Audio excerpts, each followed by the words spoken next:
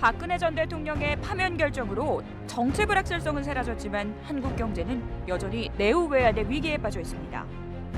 미국의 환율 조작국 지정, 중국의 사드 보복성 경제 제재, 북한의 미사일 도발 등 한국 경제를 둘러싼 대내외적 환경이 녹록지 않은 가운데 헌정사상 처음으로 현직 대통령 파면으로 대선 정국으로 직행하게 되면서 한국 경제는 또 다른 불확실성에 직면하게 됐습니다. 대통령 선거가 치러지기 전까지 리더십 공백기를 맞이하면서 동시다발적 위기 앞에 직면하게 된 한국 경제.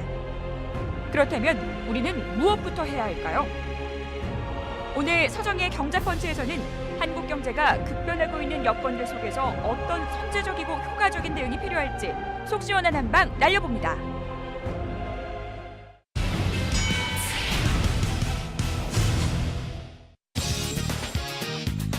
안녕하세요. 서정의 경제 펀치 서정희입니다. 한국 경제의 오늘과 내일을 고민하고 통쾌한 한방으로 문제점까지 해결해보는 경제 펀치. 오늘 함께해 주실 분입니다. 한국경제학회 구정목 회장님 모셨습니다. 안녕하세요. 네, 안녕하세요. 구 회장님 먼저 축하드립니다. 최근에 감사합니다.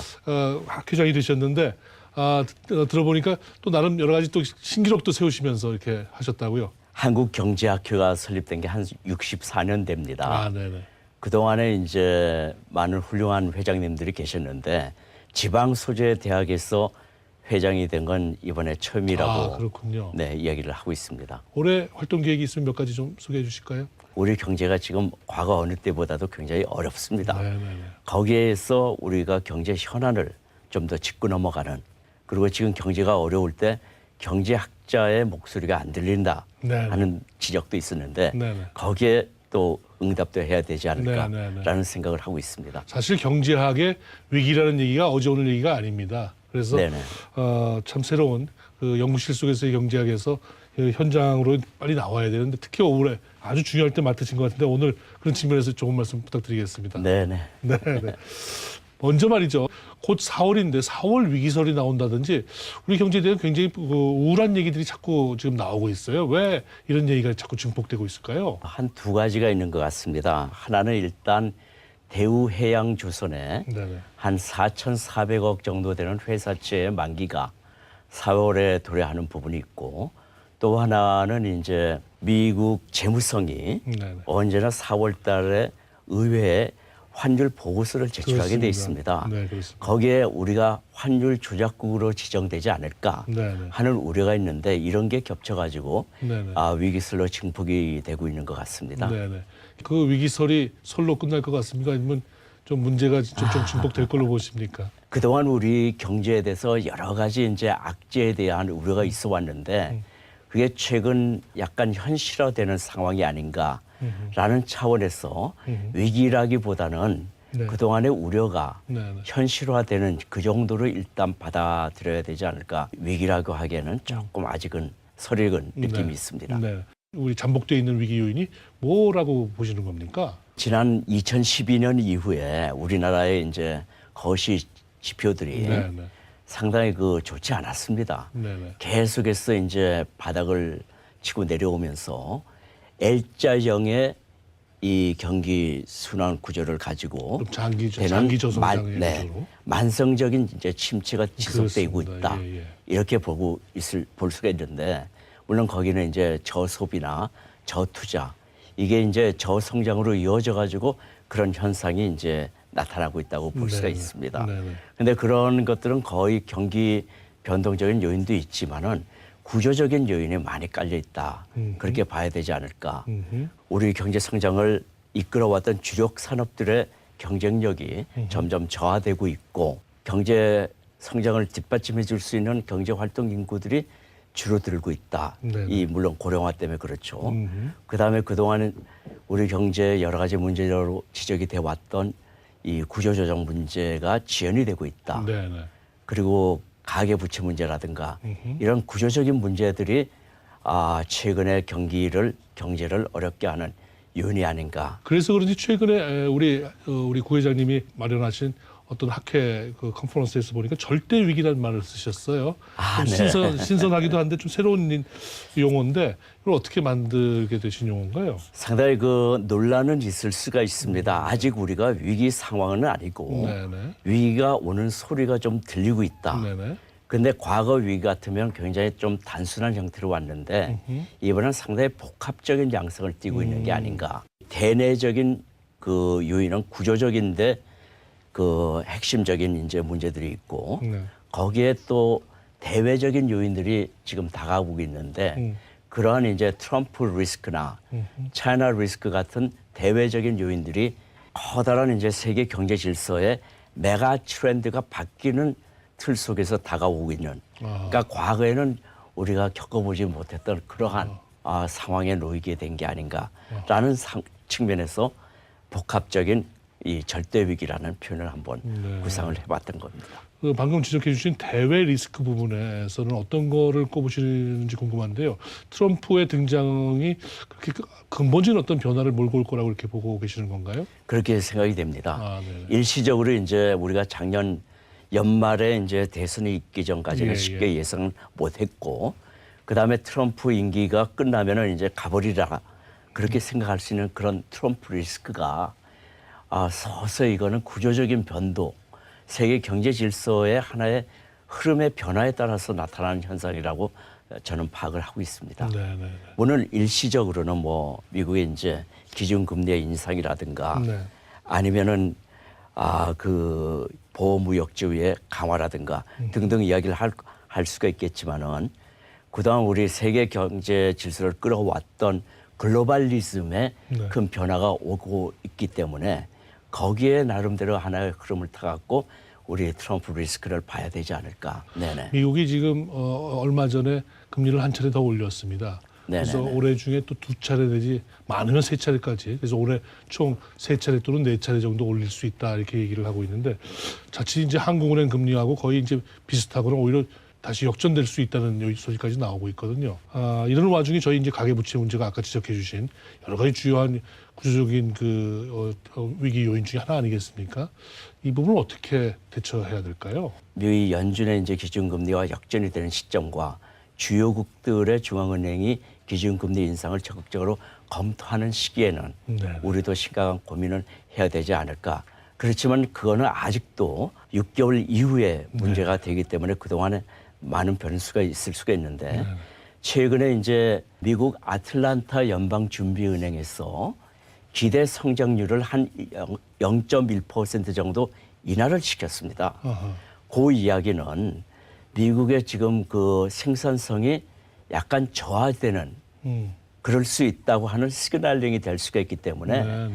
우리가 조금 어느 정도 좀 두고 봐야 될 부분이 아닌가. 아까 구조적 얘기를 해주신 부분이 제가 좀 여쭤보고 싶은 게 있는데요. 박근혜 정부에서 작년 이제 총선 전후로 해서 뭔가 강한 구조조정 분위기가 있었는데 그걸 늦추고 하는 과정에서 한 1년쯤 지나다가 탄핵 국면이 되면서 이렇게 지금 여기까지 왔거든요. 이러다 보니까 어영부영 지금 또 구조조정을 하기가 굉장히 어려운 타이밍입니다. 새로운 정부가 들어서야 되고요. 그래서 이러다가 보면 진짜 구조조정이 또 한 번 타이밍을 놓치는 거 아닌가 하는 생각이 드는데 대우조선해양 같은 거 어떻게 해야 됩니까? 그 상당히 많이 놓쳤다고 봐야 되겠고요. 네네. 사실 그런 구조조정 문제는 어느 정부든지 출범할 때까지 할 때마다 의욕적으로 추진하려고 노력을 했는데 네. 거의 속의 성과를 거두지 못하고 용두사미로 끝난 게 사실입니다. 네네. 구조조정 문제와 관련해서는 물론 정치적인 입장에 따라서 약간의 차이점은 있지만 그래도 거의 공감대가 형성되어 있는 교집합이 범위가 상당히 넓습니다. 네. 그 부분은 신정부 초기에 그 소신 있게 결단력 있게 제대로 추진되었으면 하는 그런 바람을 갖고 있습니다. 지금 우리 기존 전통 산업들이 다 어떻게 보면은 지금 구조조정의 그 국면에 직면해 있어요. 네, 사실은. 맞습니다. 예. 네네. 이걸 전반적으로 어떻게 끌고 가야 된다고 보십니까? 일단 시기와 관련해서는 언제나 그 신정부 초기가 가장 바람직한 시기고 네네. 또 경제가 좋을 때보다는 네. 경제가 어려울 때 네네. 굉장히 고통스럽지만은 구조조정을 해야 되지 않을까. 네네. 사실 우리가 그 97년에 외환 위기가 왔을 때 네네. 많이 힘들었지만 그래도 그때 나름대로 이 위기 탈출을 위한 구조조정이 네.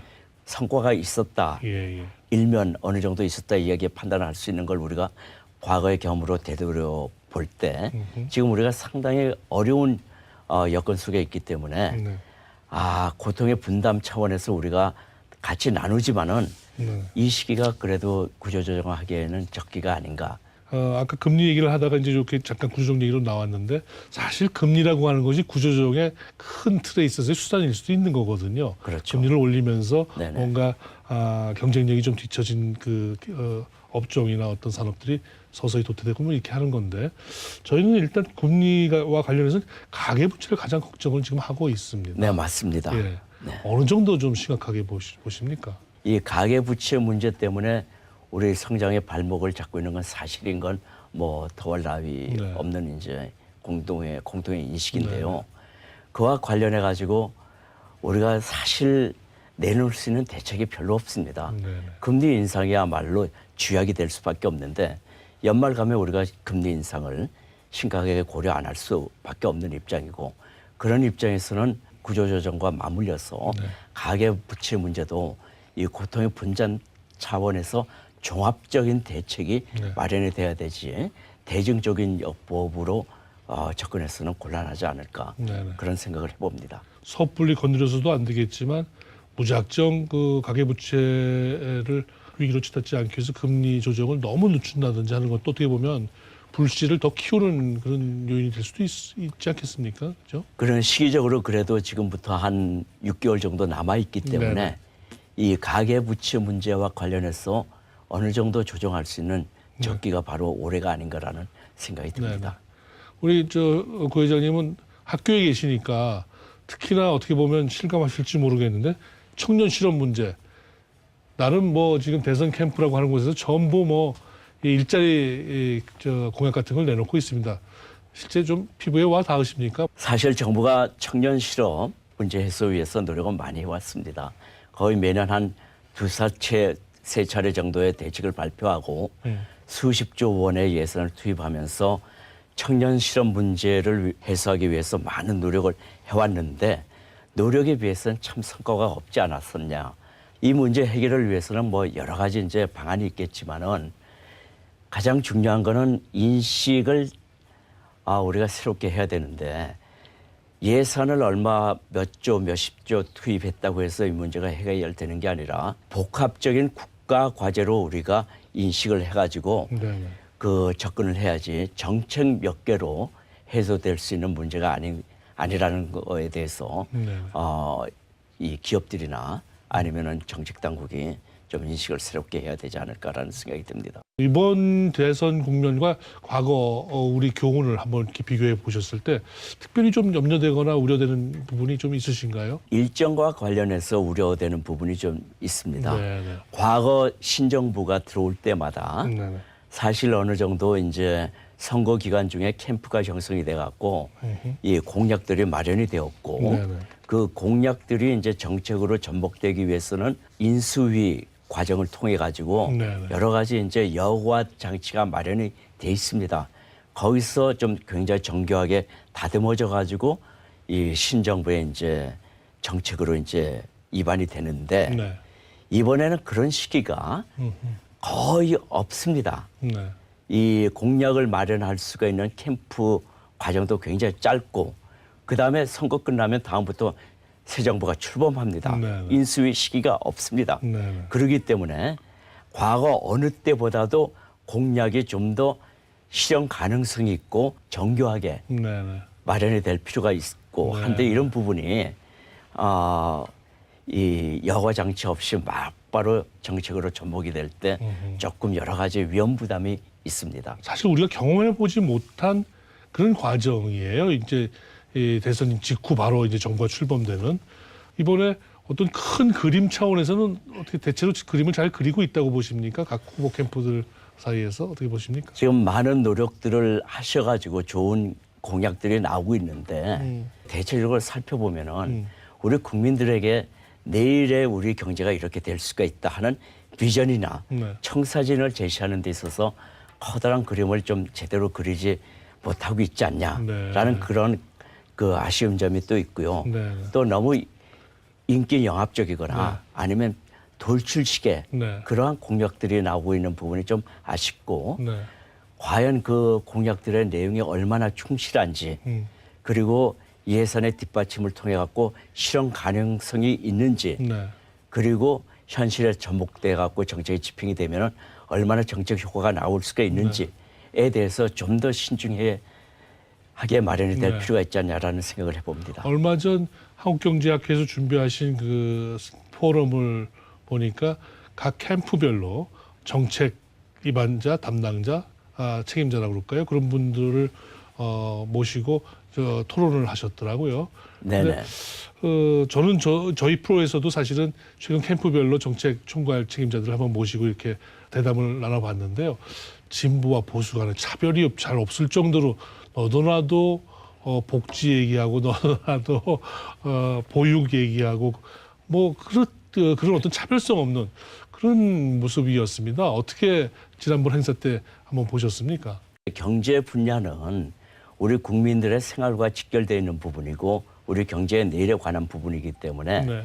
정치나 외교나 안보보다는 지난 몇 번의 선거 과정을 거쳐가지고 굉장히 교집합이 넓어졌다고 이렇게 봐야 되지 않을까라는 생각이 드네요. 네네. 왜냐하면 보수 정권에서는 복지를 이제 굉장히 강조하고 있고 또 지금 진보적인 이제 후보들 입장에서 보면은 다 성장을 강조하고 있습니다. 네네. 참 굉장히 재밌는 것은 어느 후보든지 간에 성장을 지금 이제 주요한 그 키워드로 내걸고 있는데요. 네네. 예를 들어서 이제 뭐 공정 성장이라든가 국민 성장이라든가 혁신 성장, 동방 성장. 그러니까 어느 후보든지 성장을 중시하고 있다는 것은 굉장히 다행스러운 일이 아닌가라는 생각이 듭니다. 네네. 다만 여기서 진짜 이러한 키워드가 공약이 우리의 성장 동력을 제대로 확충할 수 있는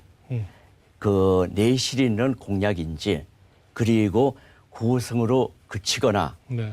아니면 공허한 공약이 아닌지 네. 우리 유권자들이 냉정하게 살펴볼 필요가 있지 않냐라는 생각이 듭니다. 그걸 전문적으로 한번 따져보시려고 지난번에 다 한번 모아서 네. 토론 한번 시켜보신 맞습니다. 거 아닌가요? 어디가 좀 엉성하고 어디가 좀 단단하던가요?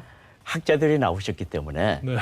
말들을 잘하신지 네. 아니면 정책이 잘 돼 있어서 그런지 굉장히 우열을 가르기 힘들 정도로 네. 아주 재미있는 토론이 됐습니다. 우리 유권자들 입장에서도 그 우열 가리기 쉽지 않겠는데요, 그러면? 네, 그래서 냉정하게 살펴보셔야 될 것 같습니다. 네네. 경제 정책 이슈의 대표적인 좀 논쟁이라고 그럴까요?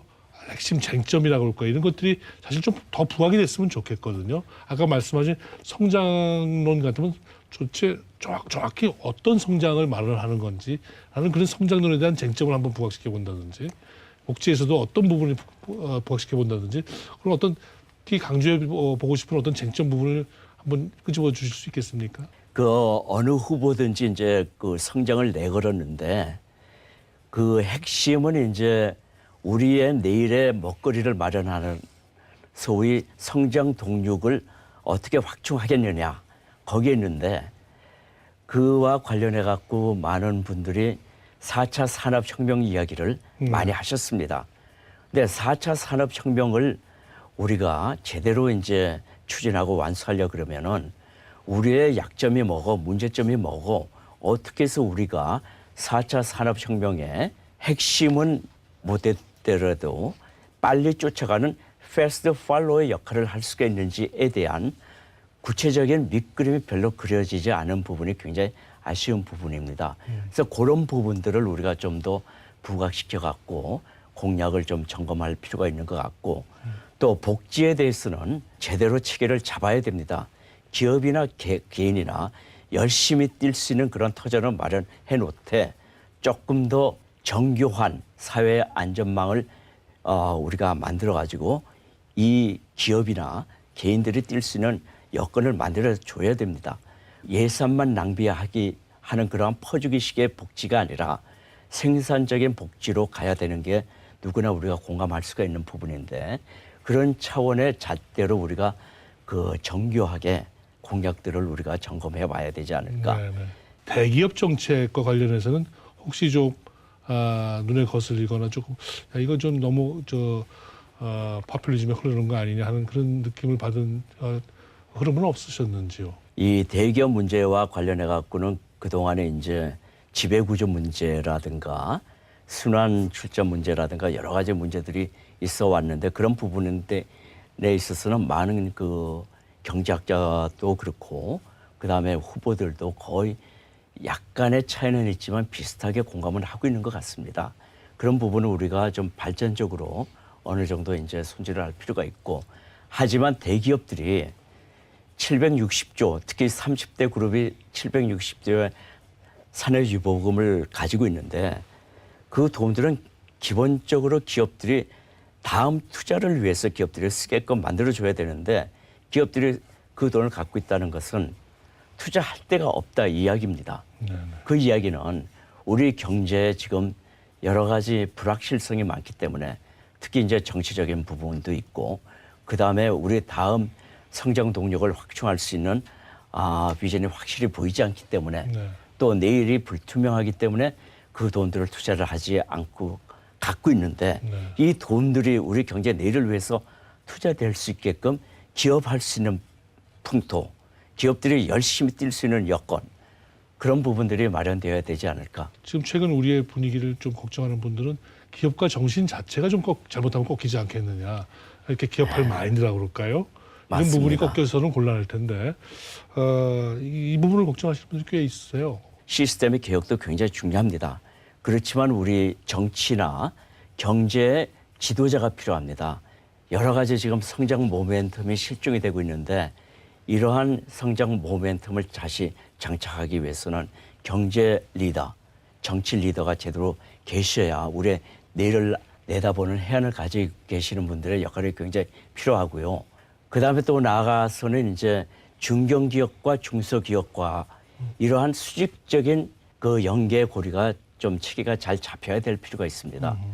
지금 많은 대기업들이 산업 유보금이 기본적으로 그게 이제 투자하는 데 써야 되지만은 대기업의 투자뿐만 아니라 중견기업이나 그 중소기업의 투자로까지 그러한 그 산업 유보금이 같이 어느 정도 활용이 될 수 있는 그러한 부분이 우리가 조금 강구될 필요가 있지 않을까. 대선 이후에도 새로운 리더십에 좋은 정책을 개발하는 과정에 한국경제학회가 계속 함께해 주시길 바라겠습니다. 오늘 우리 한국경제학회 구정모 회장님 모시고 조기 대선을 앞둔 한국경제 여러 가지 당면한 과제, 문제들을 한번 짚어보고 해결책을 같이 한번 생각해봤습니다. 고 의장님 감사합니다. 네, 감사합니다.